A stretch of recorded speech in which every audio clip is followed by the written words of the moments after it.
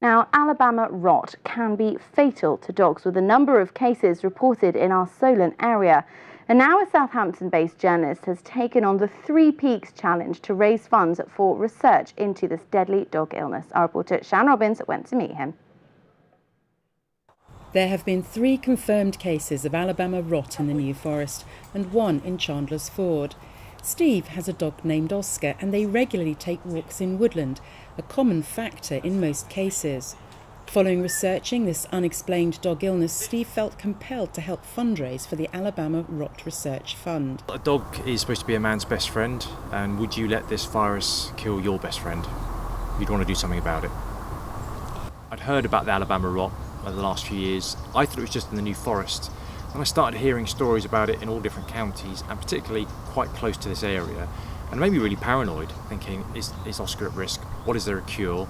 So I did a story actually for that Solent and went up to Anderson Moor in Chandler's Ford, and what they told me was it could be any dog could get the Alabama rot. It didn't just have to be greyhounds, which it used to be in America.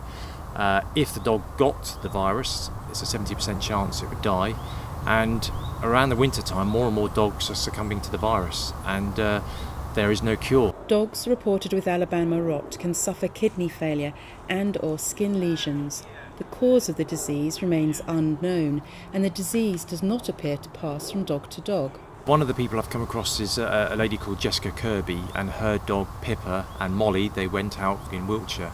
Normal woodland walk, and Pippa started to show signs of fatigue. Jessica thought that the dog was just tired, and then she noticed all these lesions, and the lesions are a real sign of the Alabama rot. And sadly, a few days later, the dog died. They did everything they could. Molly, the other dog, also had signs of the virus, and she pulled through.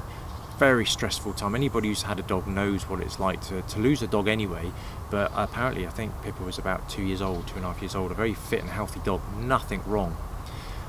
Something I've learned in my research is that some dogs possibly are predisposed to this. So, like with cancers, they could be that there's certain dogs have got more of a chance of getting it than others.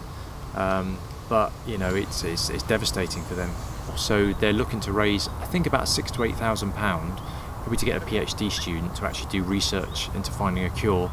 As part of a team of 4, Steve undertook the Three Peaks Challenge of climbing Mount Snowdon, Scafell Pike and Ben Nevis in 3 days.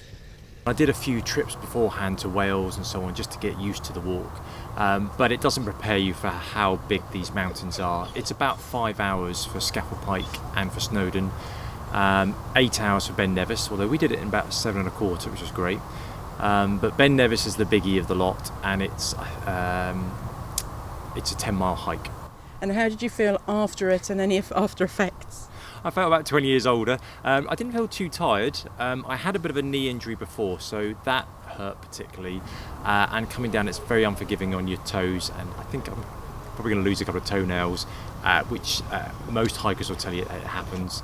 But also a massive sense of achievement, not just to raise the money for the charity, but personally to do this. I've never done anything like it before, and it's something I'll always remember. This is Shan Robins for That's Solent.